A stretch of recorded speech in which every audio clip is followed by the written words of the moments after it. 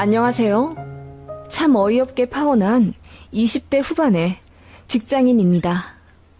세상에 이런 우연이 있나 싶다가도 인연이 아니라면 그 자리에서 내쳐야 하는 결단력도 있어야 한다는 것을 이번 기회에 뼈저리게 느꼈습니다. 그리고 아무리 사랑하는 남자더라도 역시 저는 우리 엄마가 1순위라는 것을 알게 되었습니다. 저에겐 결혼할 사람이 있었어요. 2년 반 정도 연애를 했고 사귀는 과정에서 단 한 번도 싸움이 없었을 정도로 가치관이나 성격도 잘 맞았던 사람입니다. 변덕을 부리는 저와는 다르게 참 온화하던 남자였어요. 단점이 있다면 학벌과 직장이 저보다 별로라는 것이었지요. 저는 서울에 있는 나름 유명한 대학교를 졸업해 대기업에 입사했고 결혼할 사람은 수도권 4년제 나와 중견기업 영업직으로 일하던 사람입니다. 연봉도 저보다 차이가 좀 났고 모아둔 돈도 제가 훨씬 많았어요. 그치만 서로 너무나 사랑했고 사귀면서 이 사람이랑 결혼할 것 같다는 막연한 확신 같은 게 있었습니다. 그 사람은 부모님이 이혼은 하지 않았지만 별거 하신 지 오래되었고 중학교 때부터 아버지랑 단둘이 살았다고 하더라고요. 이런 케이스는 흔치 않아서 제가 조금 의아했던 기억이 납니다. 이혼이든 별거든 보통은 엄마가 아이들을 데리고 가니까요.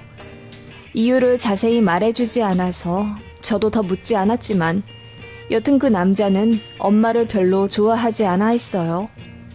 결혼하더라도 어머니 쪽이랑은 왕래가 별로 없을 거라고 했습니다. 미스터리한 부분들이 있었지만 그 남자의 상처겠거니 생각하고 굳이 들추려 하지 않았어요. 내가 사랑하는 사람은 이 남자니까. 당시에는 결혼할 남자만 생각했고 또 보았습니다. 그렇게 결혼 이야기가 오고 가면서 양가에 인사를 드리게 되었어요. 남친이 먼저 저희 집에 와서 공손하게 인사드리고 결혼 허락 정식으로 받았습니다. 그리고 저는 남친의 양쪽 부모님이 아닌 아버님만 뵙고 식사를 했고요. 남친 말로는 엄마가 바쁘셔서 그렇다고 했고요. 그렇게 양가 인사드리고 저희끼리 알아서 결혼 준비했습니다. 상견례 날짜도 잡긴 잡았죠. 남친 말로는 엄마가 안 오실 수도 있다고 했는데 솔직히 한 번은 뵙고 싶었습니다. 결혼식 당일날 시어머니를 보게 되면 너무 모양새가 그렇잖아요. 그래서 제가 남친한테 간곡히 부탁해서 상견례 때는 어떻게든 어머님 모시고 왔으면 좋겠다고 했습니다. 바쁘시면 우리가 어머님한테 맞출게. 그래도 상견례인데 시어머니 되실 분이 자리에 안 계신다는 게 말이 돼? 돌아가신 것도 아닌데. 그게 바쁘시기도 하고 또 나도 엄마랑 연락 안 한 지 오래되어서. 그렇다면 더욱 상견례 때 모셔야지. 그리고 우리 부모님도 궁금해하셔. 내 시어머니 되실 분이잖아. 남친은 생각이 많아 보였습니다. 그리고 며칠 뒤에 예비 시모까지 포함해서 약속 날짜를 잡자고 하더군요. 그렇게 어느 가을날 운치 있는 한식당에서 상견례를 하게 되었습니다. 저희 가족과 예비 시아버지께서 약속 시간에 딱 맞춰 자리에 앉아 있었습니다. 예비 시어머니는 차가 좀 막힌다고 제 남친에게 연락을 하셨나 보더라고요. 그래서 식사 나오기 전 10분 정도 예비 시부와 도란도란 화기애애하게 이야기를 나눴습니다. 언제나 그랬듯이 남친의 아버님은 조금 쑥스러움을 타시긴 해도 하셔야 할 말씀이나 인사는 확실하게 하시는 인자한 분이셨습니다. 그래서 저희 부모님이랑도 이야기가 술술 통했고 분위기도 좋았어요. 그렇게 음식이 나오고 막 한술 뜨려는 찰나 저희 룸 문이 열리고 누군가 들어왔습니다. 화려하게 머리를 올리고 때이른 모피를 걸치고 들어오신 그분은 바로 저희 예비 시어머니였습니다. 제가 먼저 어정쩡하게 일어나서 인사를 드렸습니다. 어머님 안녕하세요. 처음 뵙겠습니다. 그렇게 저희 부모님도 일어나서 예비시모와 인사를 나누었죠. 그런데 예비시모가 저희 엄마를 보는 눈빛이 심상치 않았습니다. 안녕하세요나 처음 뵙겠습니다 라는 인사는 생략하시고 이상하다. 꼭 어디서 본 것 같은데? 우리 어디서 본 적 있지 않아요? 라고 하시며 저희 엄마 얼굴을 뚫어지게 쳐다보시더라고요. 그 모습에 저희 엄마가 벙찐 듯 잠시 가만히 계시다가 이내 얼굴을 빨갛게 물들이시더라고요. 그 순간 예비시모가 박수를 짝짝 치며 맞네, 맞아. 나 갈비탕집 할 때 우리 가게에서 일했던 그 아줌마네. 라며 호들갑을 떠시더라고요. 그게 상견례 첫 인사였습니다. 안면이 있든 없든 이 자리는 저와 남친의 결혼 전 양가 부모님이 뵙는 엄숙한 자리인데 예비시모의 행동이 너무 경솔하다 느꼈습니다. 저와 같은 생각인지 저희 부모님과 남친 그리고 예비 시아버지도 헛기침을 하시며 예비 시모를 자중시키려 노력하셨고요. 생각해보니 저희 어머니가 저 어릴 때 부업 겸 아르바이트를 하신 적이 있습니다. 당시 저희 큰댁 사업이 많이 기울어져서 부모님이 상의 끝에 큰 돈을 대출받아 해드렸어요. 그래서 그거 갚느라고 전업주부셨던 어머니가 일을 하셨고요. 한 5년간 엄마가 정말 많이 고생하셨던 기억이 나요. 아침에 저희 남매 등교하기 전부터 나가셔서 밤늦게 들어오셨으니까요. 그때 당시에 셔틀버스 타고 공장도 나가셨고 식당 홀서빙이랑 설거지 알바도 하셨다고 들었습니다. 저희에게는 얘들아, 괜찮아. 엄마도 돈 벌어보니까 쉬운 일이 아니네. 우리 아빠한테 늘 감사한 마음으로 살자. 라고 하시며 어머니 당신께서는 뒤늦게 돈 버는 게 재밌다고까지 하시며 어린 우리 남매를 다독거려 주셨네요. 저희는 그런 엄마를 위해서 더 말도 잘 듣고 야물딱지게 챙겨 생활하려 노력했고요. 그때는 학원도 못 다녀서 동생이랑 둘이 저녁에 식탁에 앉아 공부했었어요. 제가 제 동생의 선생님을 했고 저는 혼자 자습서 해설 부분 달달 외워가며 공부했었네요. 그때 당시는 동생까지 챙기느라 힘들었긴 했지만 그때 익혔던 공부 습관으로 고3 때까지 열심히 해서 좋은 대학 가게 된 겁니다. 엄마는 그 시절이 저에게 참 고맙고 미안했던 시간이라고 하세요.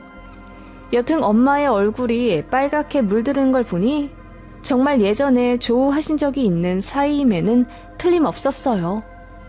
제가 의아해하며 언제적이냐고 여쭤보니 엄마가 작게 속삭이며 예전에 잠깐 일했던 감자탕집 사장님이셨다고 하더라고요. 그런데 엄마는 별로 반갑지 않은 듯 보였습니다. 어떻게 보면 좀 불쾌해 보이기도 했고요. 예비 시어머니만 들떠서는 이름이 뭐였죠? 경자씨였나? 아님 경숙씨? 내가 알바하는 아줌마들 이름이랑 얼굴 하나는 잘 기억하는데 통 가물가물하네. 우리 가게에서 오래 안 일했지요? 라며 깔깔 웃기까지 하시더라고요. 엄마가 애써 웃으며 말씀하셨습니다. 네, 당시에 2개월 좀 안 되게 일했었죠. 나같이 좋은 사장 밑에서 왜 그렇게 짧게 일했어요? 오래 일하시지. 그때 설거지 하셨나? 아님 홀서빙? 키친은 내가 아무나 안 들여보내니까 요리는 안 했겠네. 그죠? 예비시모는 반말과 존대를 섞어가며 조금 무례하다 싶을 정도로 엄마에게 말을 하시더라고요. 그러자 예비 시아버지가 팔꿈치로 딱 치며 그만하라는 신호를 보내셨고요. 두 분이 같이 식사자리에 앉은 지 20년도 넘으셨다고 하더군요. 제 남친이 중학생 때 별거 하기 시작했고 그 이후로 두 분이 전화통화만 가끔 할 뿐 이렇다 할 왕래도 연락도 없으셨다고 하더라고요. 그래서 그런지 예비 시부모님 두 분은 상당히 어색해 보였고요. 여튼 그렇게 첫 인사를 하였고 어쩐지 많이 불편해하는 엄마를 신경 쓰며 식사를 하게 되었습니다. 어쨌든 상견례이기에 저희 부모님과 예비 시아버지께서는 상대 자식들에 대한 칭찬을 하는 걸로 물꼬를 트셨지요. 지연이가 참 싹싹하네요. 어쩜 그렇게 예쁘고 똑똑하게 잘 키우셨을까요? 아유, 지석이만 할까요? 첫 인사 자리에 한우까지 무겁게 들고 와서는 어찌나 예의 바르게 행동하던지요. 그러자 예비 신부가 말을 끊더니 나랑도 만났으면 며느리 될 사람 내가 정말 이뻐했을 텐데 그리고 아줌마 딸인 줄 알았으면 내가 더 잘해줬지. 세상에 이런 인연이 또 있나? 라고 하며 웃으시더라고요. 말끝마다 아줌마 거리니 저도 상당히 거슬렸습니다. 엄마는 그저 난감하게 웃으며 그러게요. 사장님 아들이랑 제 딸이랑 이렇게 연결이 될 줄 꿈에도 생각을 못했네요. 라고 하셨습니다. 그러자 예비 신부가 신이 나셨는지 이 말 저 말 필터링하지 않고 마구 얘기를 하기 시작하더군요. 그런데 그때 얼마 일 안 했지? 아줌마가 하던 일이 설거지였나 홀서빙이었나? 왜 그렇게 빨리 관뒀어요? 나는 그게 궁금한데 왜 대답을 안 해주고 그래요? 홀서빙이었어요. 아, 그렇구나. 그런데 왜 그렇게 빨리 관뒀어요? 내가 갈비탕집 할 때 아줌마들한테 참 잘해줬는데 나한테 택시비 받은 적 없어요? 내가 가끔 알바 시간보다 더 붙잡아두고 일하면 꼭 택시비 10,000원씩 쥐어줬거든. 예비 신부가 깔깔 웃으며 과거를 회상하는 동안 저희 어머니는 수치심에 얼굴이 불타오르셨습니다. 그것 보니 저도 화가 스물스물 올라오더라고요. 어머니, 그때는 저희 집이 좀 어려울 때였어요. 그래서 안 하던 일도 하시고 많이 힘드셨을 거예요. 그때 떠올려서 좋을 것도 없는데 다른 이야기 하시면 안 될까요? 그리고 결혼하면 사돈 뗄 사이인데 자꾸 아줌마 거리시는 건 딸 입장에서 조금... 제가 그렇게 이야기하자 예비 시무가 좀 당황한 듯 하더군요. 그러더니 아줌마, 딸을 아주 잘 키우셨네. 어쩜 이렇게 할 말을 똑 부러지게 잘해? 아, 아줌마라고 하면 안 된다고 했지? 안 싸던 따님이 똑똑하셔서 참 좋으시겠어요? 라며 비아냥 대시는 거예요. 네, 제가 딸을 아주 잘 키웠죠. 그래서 대학도 좋은 곳 가고 떡하니 대기업도 입사했잖아요. 라고 엄마가 무표정으로 이야기하자 예비 시무가 그렇네. 엄마가 갈비탕집에서 알바하는 집안 딸인데 공부는 꽤 시키셨나 봐. 라고 신경전을 벌이며 이야기하셨고 저희 엄마가 바로 받아치셨습니다. 제가 시켰나요? 알아서 한 거지. 갈비탕 집까지 하는 사장 집안 아들은 미뤄져도 공부를 못하셨나 보네요. 지금은 어째 제 딸보다도 못한 것 같으네요. 그래도 우리 딸이 참 착하고 마음이 열려 있어서 사람을 스펙으로 판단 안 해요. 그러니까 지석이를 데려온 거겠죠. 그 말에 예비 시무 얼굴이 허옇게 되었다가 빨갛게 되었다가 난리도 아니더군요. 그러더니 입을 떼시며 아줌마도 적응 안 되시겠어요.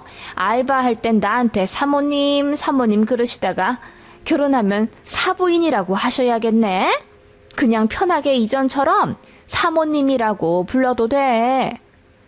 라고 하며 혼자 식탁을 치며 웃는 겁니다. 저는 진짜 무슨 막장 드라마 보는 줄 알았습니다.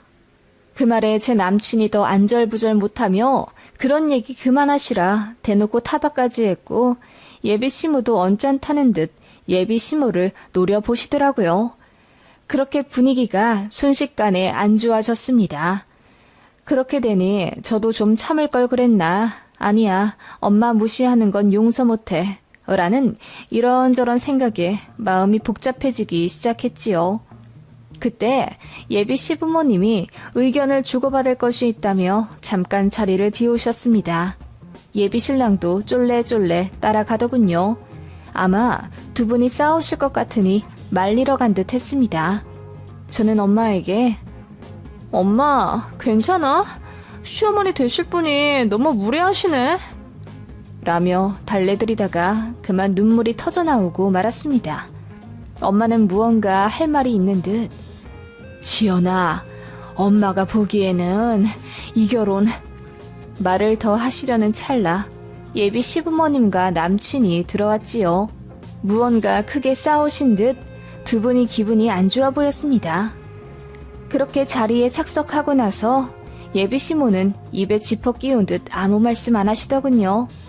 또 다른 말 실수하지 않으려 아버님이 단속하신 듯한데 이미 저희 부모님과 저는 예비 시모의 경솔한 태도로 기분이 상할 대로 상한 직후였습니다. 그렇게 조용히 밥을 먹고 후식까지 나와 대충 이야기를 정리하려던 중이었습니다. 결혼을 하게 된다면 수드메나 신혼여행 등에 관한 건 일체 저희 커플이 알아서 하자고 하셨고 신혼집 구하는 것은 양가에서 성의 보이는 정도로 얼마씩 보태주자는 이야기가 나왔습니다. 예비 시부는 5천만 원 해줄 수 있다고 하시더군요. 저희 부모님께서도 흔쾌히 그러면 똑같이 5천 해주겠다 하셨습니다. 그러자 예비 시모가 끼어들며 5천이요? 이제 새 시작하는 젊은 부부인데 뭐하러 돈을 보태줘요? 그냥 자기네들끼리 알아서 살게 냅둬요. 당신은 아들 줄 돈 있으면 나한테 줘야 하지 않아? 위자료를 안 줘서 내가 이혼을 안 하고 있었는데 라며 충격 발언을 하시더라고요.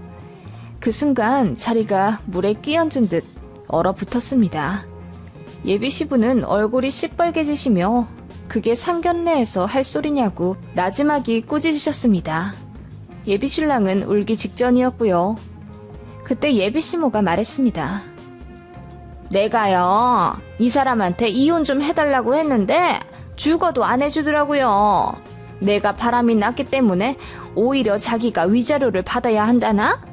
나처럼 가정에 충실한 현모양처가 어딨다고 그런 모욕을 주는지.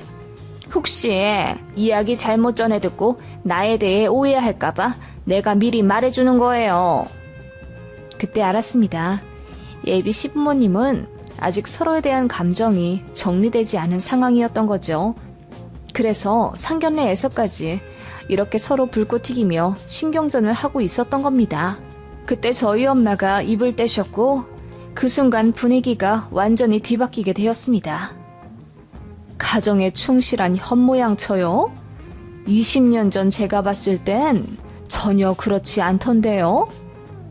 네? 아줌마, 아니 안싸돈, 그게 무슨 말이죠? 내가 갈비탕집에서 일할 때 그 밑 사거리 인테리어 가게 사장이랑 바람 피우지 않았어요?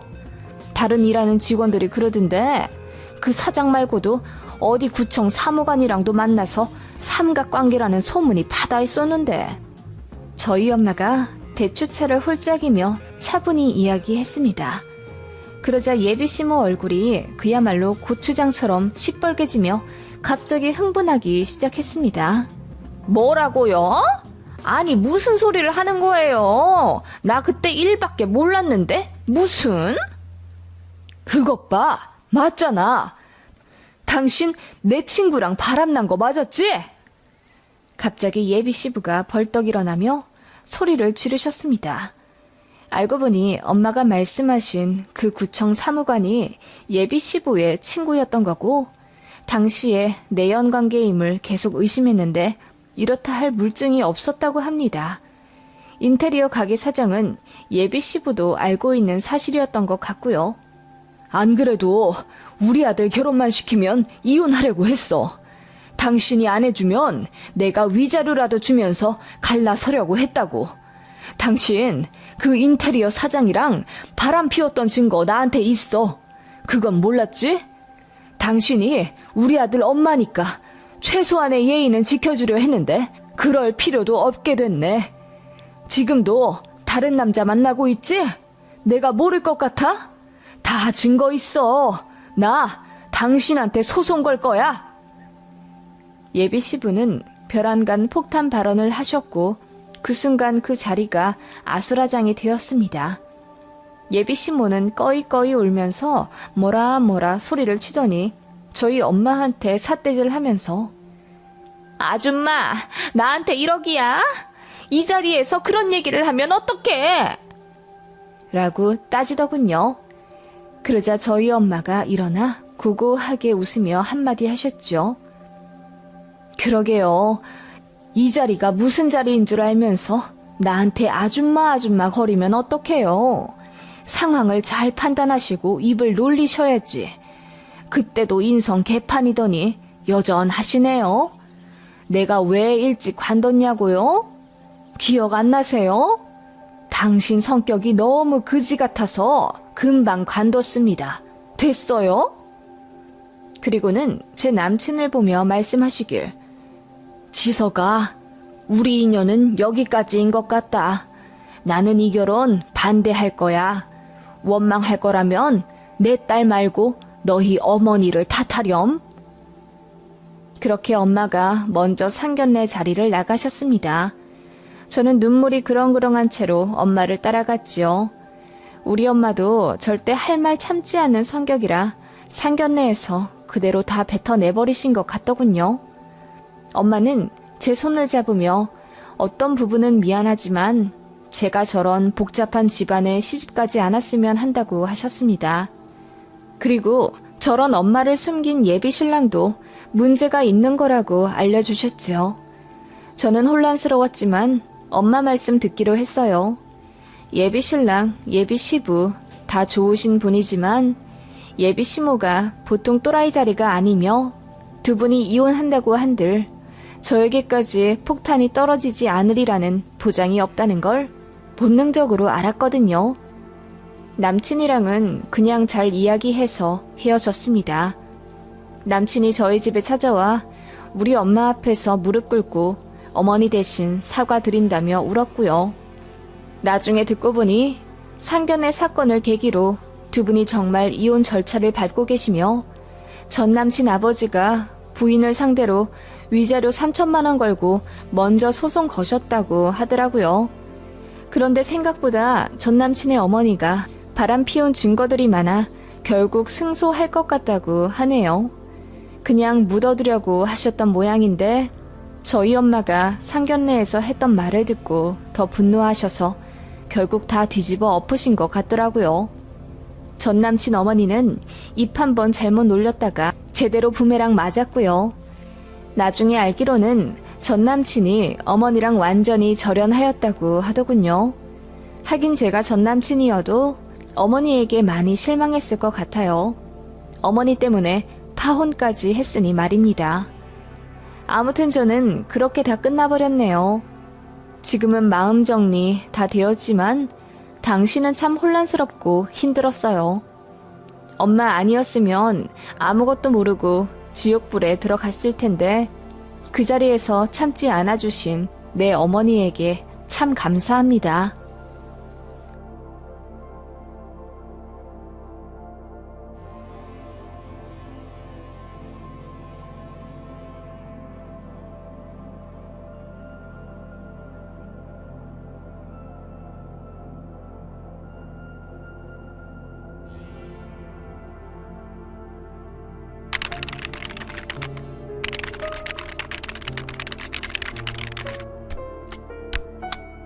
안녕하세요.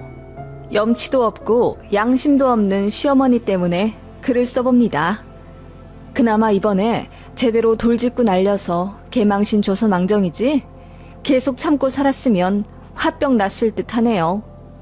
저희 부부는 서울에 살고 있어요. 제 남편은 공무원이고 저는 중견기업 대리입니다. 둘이 고향에 있는 중학교 동창이고 나중에 성인 되어서 만나 연애하고 결혼하게 된 케이스예요. 그래서 시댁과 친정도 같은 지역에 살고 계시지요. 남들은 명절에 이 지역 저 지역 왔다 갔다 안 하고 한 곳에서 해결할 수 있어 좋겠다고 하지만 글쎄요. 저는 두 집이 차라리 떨어져 살았으면 좋겠습니다. 같은 지역에 살아서 결국 이번에 제대로 일이 부딪혔거든요. 저희 부모님과 시댁은 같은 지역이긴 하나 동네는 다릅니다. 시댁은 농사를 짓고 있어서 시내 외곽에 계시고 저희 부모님은 건물 임대업을 하고 계셔서 시내에 있어요. 아버지는 공무원을 명예퇴직하시고 퇴직금과 친가에서 상속받은 돈 그리고 일부 대출받아 5층짜리 건물을 하나 사셨습니다. 5층 빼고 전부 사람이 들어와 학원도 하고 사무실도 내어 쓰고 있어요. 아버지께 들어오는 월 임대료가 제가 알기로 800만 원 정도라고 하더군요. 지방이라 가격이 쌉니다. 거기에 대출 상환하고 이것저것 관리비 제하면 그냥 월급 정도라고 보면 되는 것 같아요. 건물주라고 해서 큰 부자도 아니시고 저도 그냥 평범한 집에 평범한 자식이에요. 그런데 시댁은 남들 만날 때마다 저를 소개하실 때 우리 며느리가 건물주 딸이잖아. 바깥 사돈께서 5층짜리 건물이 있으셔. 라고 하십니다. 저는 그럴 때마다 너무 민망해 죽겠고요. 시 외가에도 제가 건물주 딸이라는 걸 큰 소리로 떠드셔서 모르는 분이 없어요. 그럴 때마다 저희 시어머니와 유독 단짝처럼 친하게 지내는 작은 시이모님이 일부러 저 들으라는 듯 며느리가 건물주 딸이면 뭐해? 우리 언니한테 뭐 콩고물이라도 떨어지나? 라며 입을 삐쭉 내미시곤 했지요. 작은 시이모님은 항상 어머님 옆에서 저에게 훈수를 잘 두세요.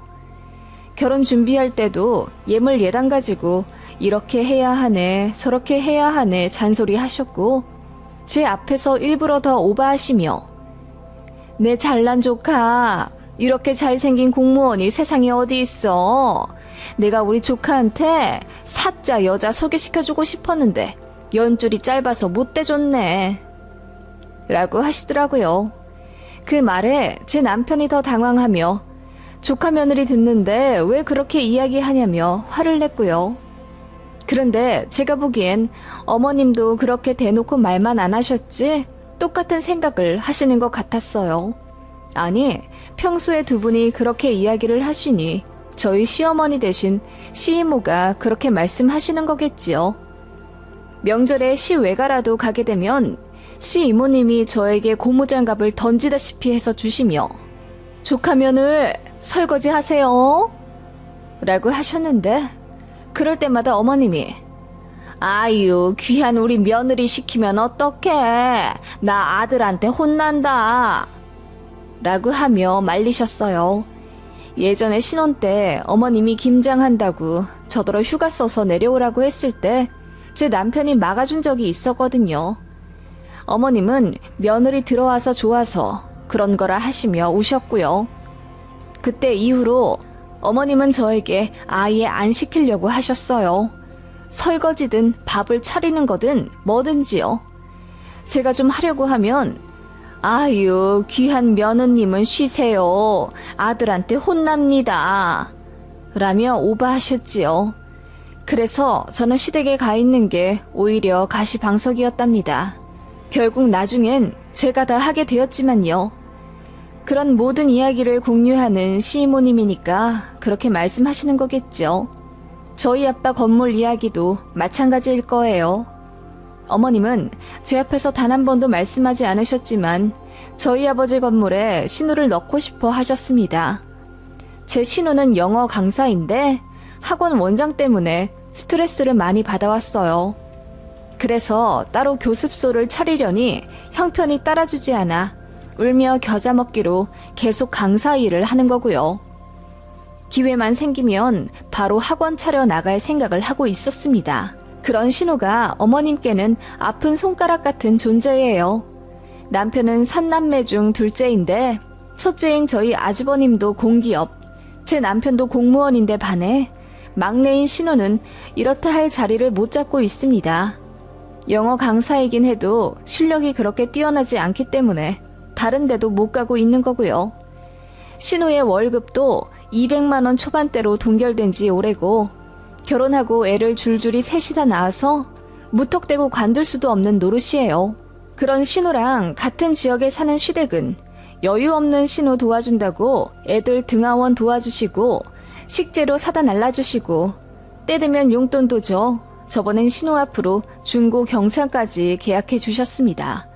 솔직히 저희가 용돈 들여봤자 다 신우한테 가는 거 알고 있었어요.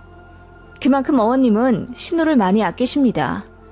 그럴 만도 한 게 신우도 약간 작은 시이모님이랑 결이 같아서 어머님과 말이 잘 통하고 아부도 잘해요.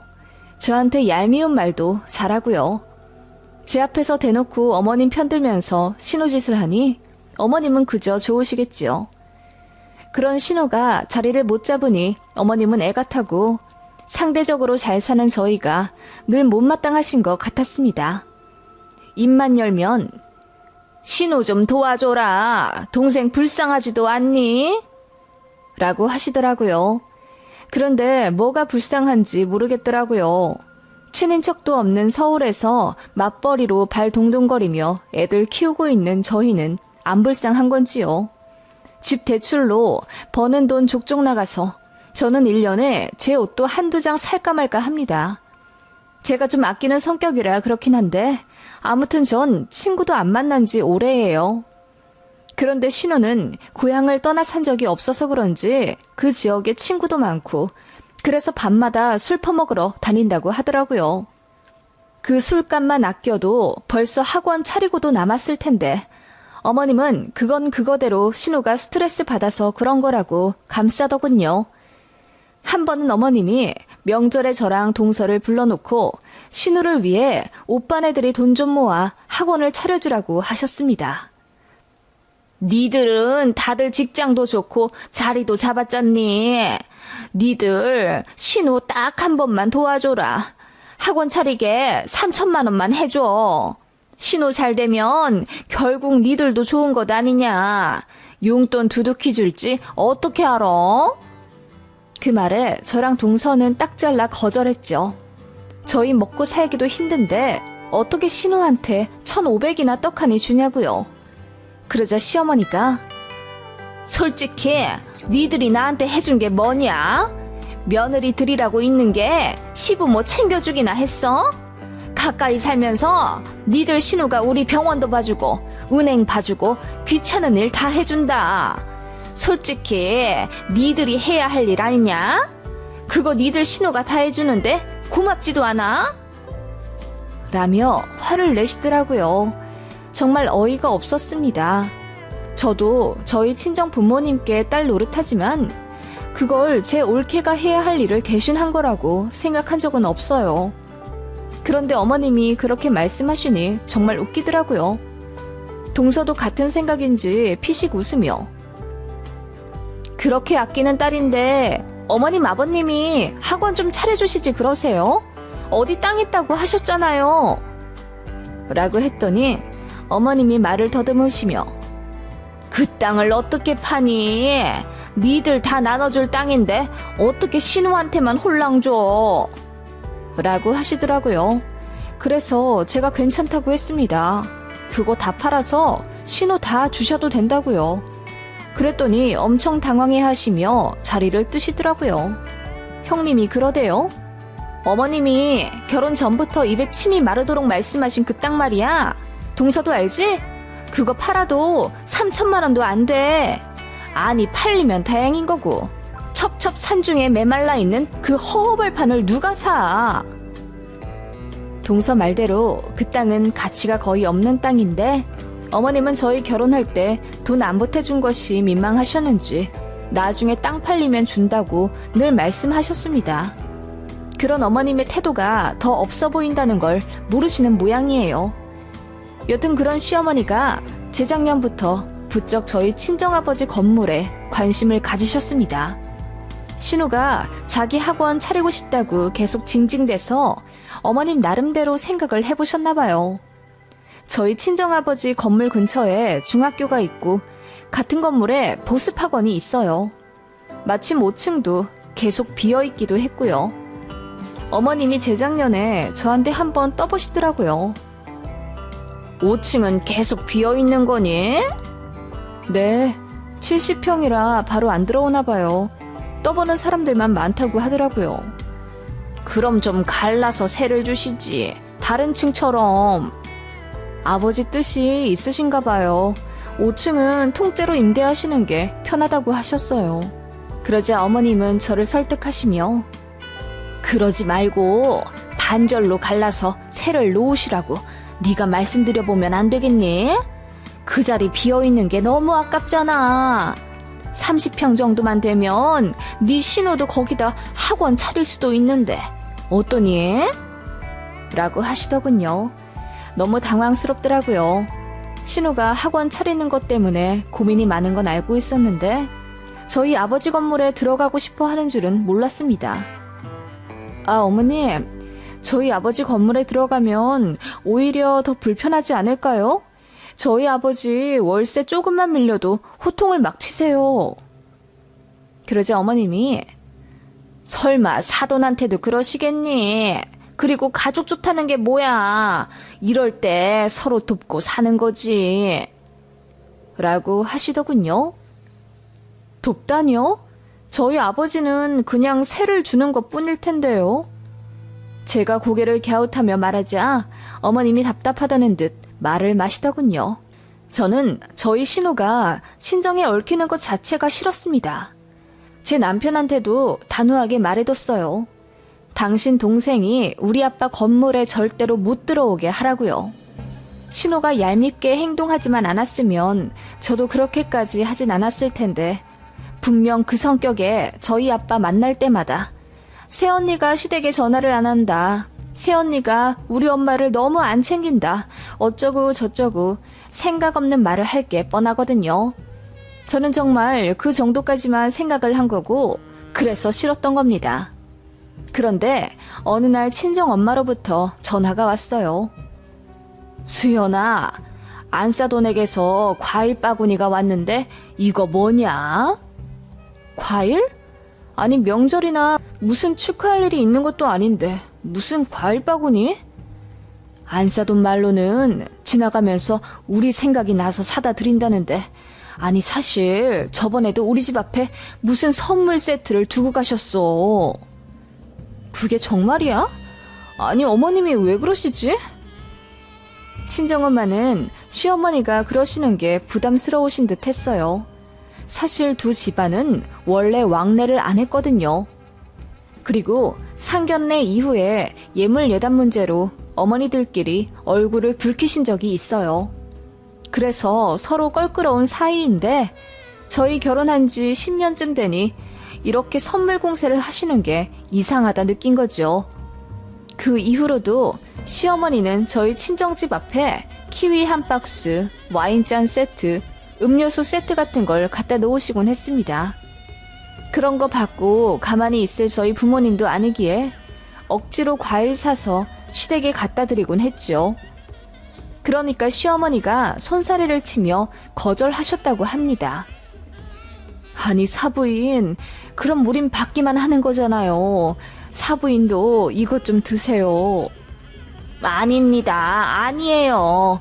그냥 내가 드리고 싶어 드리는 건데요. 마음 편히 받으세요. 이제 우리는 안 주셔도 되고요.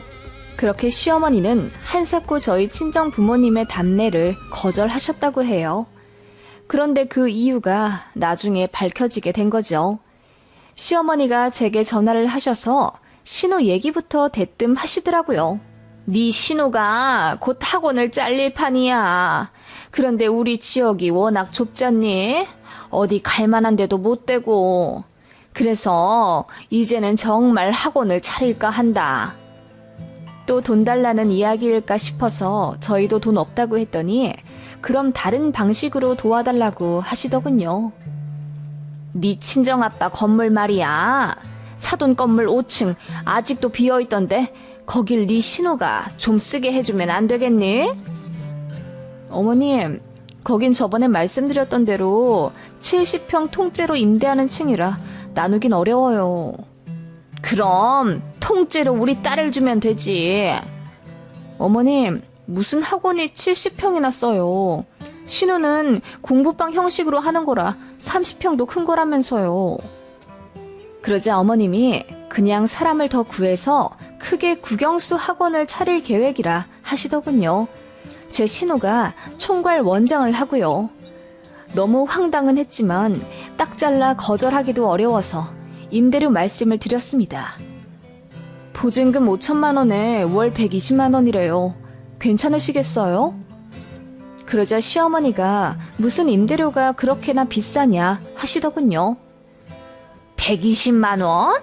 세상에, 다른 곳은 그만한 곳에 100만 원도 안 받는다더라.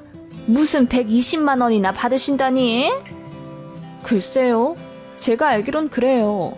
사돈이라고 싸게 해주실 것 같진 않은데 말씀이나 드려볼게요. 그러자 시어머니가 저를 다급하게 부르며 그러지 말고 좀 유도리 있게 가면 안 되겠냐 다그치시더군요. 뭘 임대료를 받으시려고 해. 네 신우인데 말이야. 네가 좀 좋게 말씀드리면 잘 해결될 일 가지고 이렇게 뻣뻣하게 굴 거니? 네? 무슨 말씀이세요? 뭘 좋게 말씀을 드려요? 그러자 어머님이 헛기침을 한번 하시고는 아니, 남도 아니고 네 신우, 그것도 사정 어려운 신우가 차리는 학원인데 도움은 못 줄망정 임대료까지 따박따박 내게 하면 좀 그렇지. 너 그렇게 하면 너만 욕먹는 거다. 다른 사람들은 사돈이라고 하면 다 돈 안 받고 넣어주지. 네 시이모가 하는 얘기 못 들었어? 어머님, 그럼 저희 친정아버지 건물에 신우를 공짜로 드리겠다는 말씀이세요? 뭘 또 공짜로까지 표현을 하니? 그냥 가족이니까 그렇게 할 수도 있다는 거잖니. 그리고 말이 나와 하는 말인데 그게 왜 공짜야? 나중에 우리 죽으면 니들한테 재산 다 갈 텐데 좀 나눠주는 게 어디가 덧나니? 저는 어머님의 그 말에 혈압이 올라 뒷목까지 뻐근해졌습니다. 네? 무슨 재산이요? 어머님, 저도 형님이랑 같은 생각이에요. 그 땅이라는 게 얼마나 가치가 있는진 모르겠지만 여튼 그런 땅이 있다면 팔아서 신우 다 주셔도 상관없다고요. 제가 그렇게 이야기하자 어머님이 당황하신 듯 하더라고요. 너는 꼭 그렇게 이야기를 해야겠니? 안 되겠다. 내가 사돈이랑 이야기를 해야지. 어머님이 그렇게 말씀하시고는 끊으시려는 거 제가 잡았습니다. 괜히 아버지한테 말씀드려서 부담 주지 마시고 제 선에서 끊고 싶다고요. 저는 절대 신우를 드리고 싶지 않았거든요. 그리고 어머님 지금 저한테 하시는 말씀 보니 임대료도 싸게 깎아달라 하실 것 같은데 그러면 저희 아버지 성격에 100% 언성 높이실 거라고 했습니다. 저는 사돈끼리 싸움 나는 거 원치 않으니 여기서 끊자고 했죠. 그랬더니 어머님이 더 화를 내시며 아니, 우리가 그렇게 선물까지 드렸는데 이제와 모른 척 하신다고? 그리고 딸 자식이 나중에 시댁에서 땅이고 집이고 물려받을 텐데 그깟 임대료 때문에 짜게 구신다는 게 말이 되니? 라고 하시더군요. 그 말이 끝나자마자 저는 단전에 힘을 모아 큰 소리로 어머님, 제발 착착하세요! 라고 외쳤습니다. 제 말에 어머님이 놀라신 듯 전화기 넘어 아무 말도 안 들리더군요. 어머님, 자꾸 재산 하시는데 대체 저희한테 물려주신 재산이 얼마나 있으신데요? 형님한테 얘기 들어보니 그 땅 3천만 원도 안 할 거고 팔리기나 하면 다행이라는데 그렇게 되면 3남매 나눠 가져 각 1,000만 원이잖아요. 거기다가 시댁 집이요? 그 집 지금 시세 5천만 원도 안 하고 그나마도 집 담보로 대출 있잖아요. 무슨 재산이 더 있으시길래 저한테 그렇게 당당히 말씀하시는 거예요? 제가 입에 못 터단 듯 어머님께 대들자 어머님이 당황해서 어머, 너 지금 말 다 했니? 라고 하시더군요. 아니요, 말 다 안 끝났어요. 거기다가 어머님, 아버님 노후 준비도 제대로 안 되어 있어서 앞으로 큰돈 들어갈 때마다 저희가 도와드려야 할 텐데 그 집이랑 땅 나눠 갖고도 마이너스 확정이에요. 그런데 왜 저희 친정 부모님이 어머님한테 고마운 마음을 가지고 신우한테 베풀어야 하는데요? 그러자 어머님은 당황해서 아무 말도 못 하시더라고요. 그러더니 상처받은 척 하시며 그래, 내가 미안하다. 돈 없어서 정말 미안하다. 하시며 끊으셨습니다. 그날 남편이랑 엄청 싸웠죠. 싸웠다기보다는 제가 일방적으로 하는 게 맞지만요. 그 몇 주 후에 명절이었는데 갈까 말까 하다가 도리는 해야겠다 싶어 시댁에 갔습니다. 갔더니 예상대로 어머님이 저를 본체만 채 투명인간 취급하시더라고요. 게다가 저녁에 신우가 와서는 건물 얘기 들었다면서 들어갈 생각도 없으니 갑질 그만하라고 저에게 따지듯 말하더군요. 그래서 제가 더 큰 소리로 누가 갑질을 했다고 그래요? 물려줄 재산도 없으면서 공짜로 우리 아빠 건물에 새들여 보내달라고 한 어머님이 슈퍼 킹왕짱 갑질한 거죠. 라고 했더니 신우랑 어머님 얼굴이 새빨개지더군요. 그 말에 형님도 제 편 들어주어 동조해 주었고요. 결국 신우는 울면서 뛰쳐나가고 어머님도 안방으로 들어가 내내 안 나오셨습니다. 그렇게 집안 분위기는 뭐 같아졌지만 그 이후로는 시어머니로부터 저희 친정 부모님 건물 얘기 다신 안 나옵니다. 아예 저한테 말을 안 거세요. 그리고 신우도 저 꼴 보기 싫다고 명절에 따로따로 오겠대요. 너무 고마워서 눈물이 다 날 지경입니다. 남편은 저에게 면목 없다며 고개를 못 들고 살고요. 이렇게 평화를 찾게 되니 차라리 잘 되었다 싶네요.